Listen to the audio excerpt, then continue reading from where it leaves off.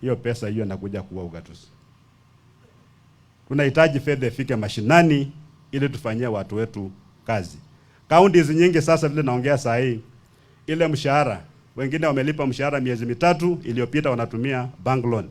Trans Nzoia for the first time mshahara wa mwezi uliopita tumekopa pesa kwa Cooperative Bank. Saa hizo wamesema kwamba hawezi kutupatia fedha zingine. Na mwezi umeisha, watu yangu wanataka fedha.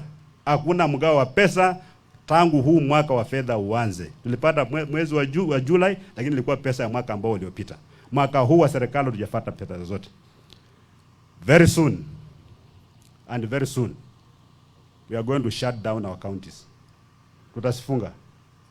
Na mimi labda leo ukitoka pia mimi napanda ndege tunaenda na wewe.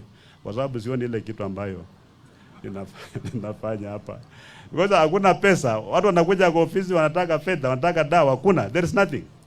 So tunataka hizo fedha sikuje wapi? Sikuje mashinani, si ndio? Kama fedha sikuje mashinani tunasema tawe. Ama namna gani? Tunasema namna gani? Wale ambao wanataka kuua ugatuzi, tunasema nini? Hii ndio dunia ya tawe.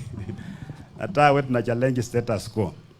Kwa hivyo ningependa tu kusema kwamba roho ya ndugu yetu Victor Okioma, Mwenyezi Mungu aiweke mahali pema kule mbinguni mpaka ile siku ambayo tutakuja kutana, maana hatima ya sisi wote ni mauti.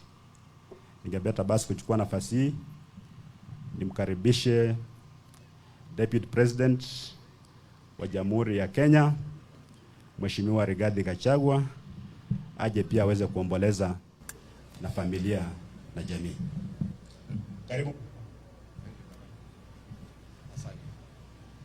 Thank you. Tafadhali tuketi.